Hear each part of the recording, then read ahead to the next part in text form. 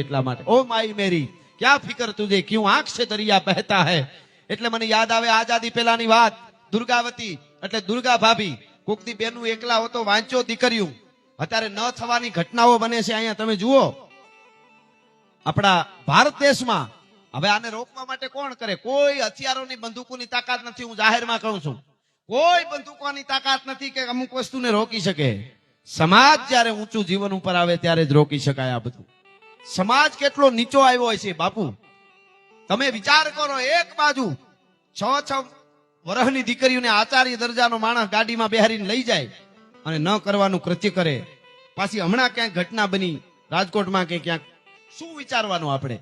અહીંયા આપણે આવું તો આપણે આગળ આવીને કરવાનું હતું. કહેવાનો આ કોણ કરે છે? કોનું કારણ? કારણ એક જ છે, આપણે બધાની જવાબદારી. કોઈ માણસ આમાંથી નીકળી ન શકે.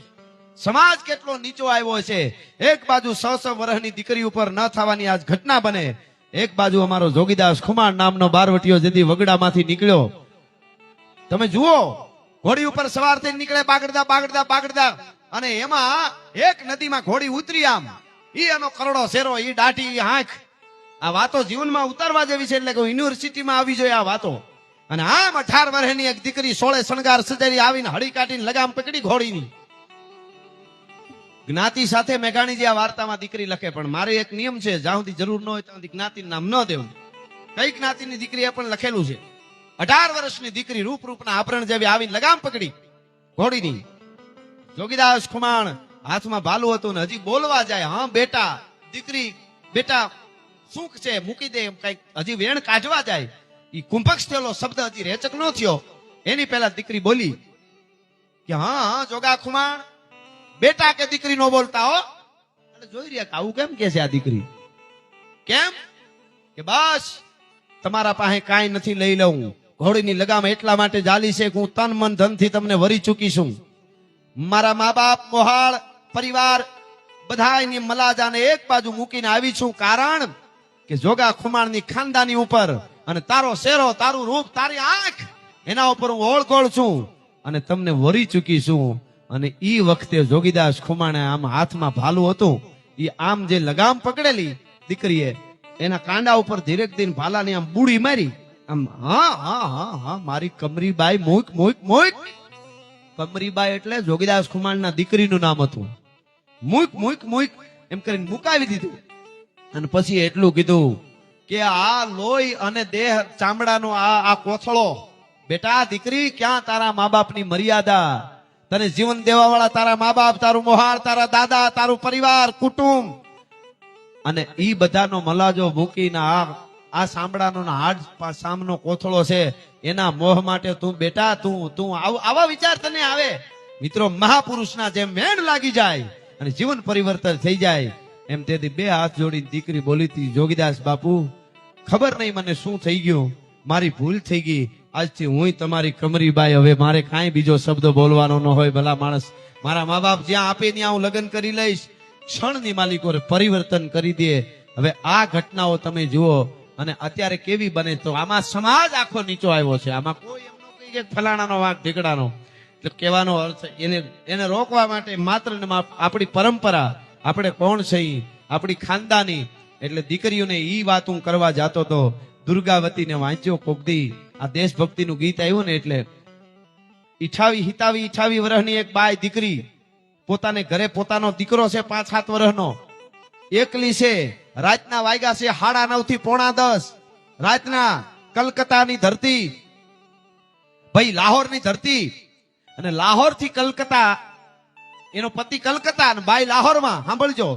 અને સાન્ડર્સ ને માર્યા પછી ભગતસિંહ, રાજગુરુ, સુખદેવ, ચંદ્રશેખર આઝાદ એ બધાના ઉપર અંગ્રેજ પોલીસ નો હુકમ થઈ ગયો. જ્યાં ચડે ત્યાં ભગતસિંહ ઓળખાઈ ગયો તો સીધો એને ફાયર મારો, ફાયર કરો, ઠાર મારો, બીજી વાત નહીં. અને ખબર પડી ગઈ ભગતસિંહ ને હવે નીકળવું ભારે થઈ ગયું લાહોર માંથી, ક્યાંયથી નો નીકળી શકે. અને એ રાતના 9:45 ની આસપાસ ટકોરા વાગ્યા ભાઈ. ઈ દુર્ગાવતીને વાંચીને સાહેબ રૂવાડા બેઠા થાય, રોવાઈ જાય ક્યારેક. આ દીકરીઓ આવી મહેનત કરીને અટાણે હાવ લેવા દેવા નહીં, અંગ પ્રદર્શન કરીને નીકળ્યા, કૂદકા મારી નીકળી પડે. ઈ તો બધું બરોબર છે, સૈયારા ગીત ખરાબ નથી, પણ એ ટાણે સારું લાગે, એન્જોય કરવા માટે વગાડો, મોજ, બહુ સારું ગીત છે, મજા આવે એવું ગીત છે, ખોટું નહીં, પણ ગમે ત્યારે નહીં. એમ ઘરના અટાણું લઈ આવવાનું તોય કે સૈયારે એટલે સૈયારા નથી, અટાણે તું અટાણું લઈ આય એમ. એટલે કહેવાનો અર્થ મારો ઈ છે, ટકોરા વાગ્યા 9:45 ની આસપાસ રાતે હો, આમ દરવાજો બાઈએ ખોલ્યો, 5-7 જુવાનો અંદર આવ્યા. એમાં અંગ્રેજ અધિકારી જેવો એક માણસ લાગ્યો, એને ધીરેક દિન રાજગુરુને પૂછ્યું કે અંગ્રેજ કોણ હે?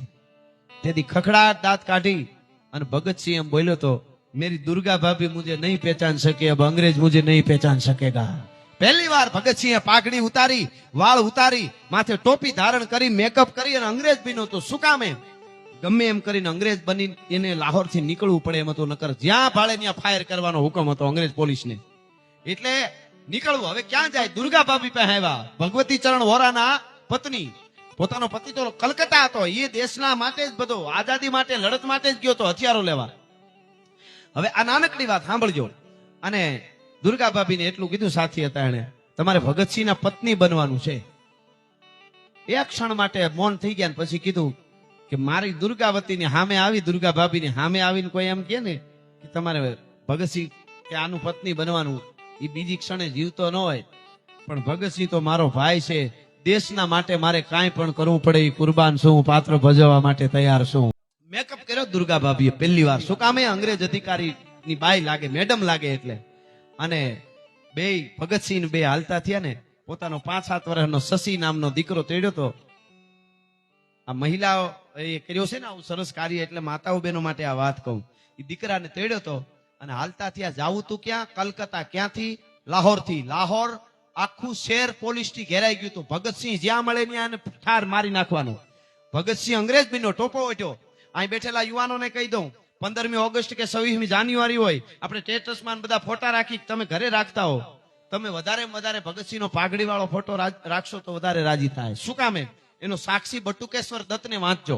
એને લખ્યું છે કે પહેલી વાર ભગતસિંહે જયારે પાઘડી ઉતારી અંગ્રેજ બનવા માટે, ત્યારે 3 વખત માથું ધૂણાવ્યું હતું, કે જે અંગ્રેજો જોયા નથી ગમતા એની ટોપી પહેરવી પડે છે.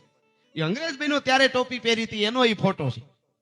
એટલે વધારે એને પાઘડી ગમતી હતી, કહેવાનો અર્થ. જટા ઉતારી. હવે ખેર મૂળ વાત ઉપર આવું.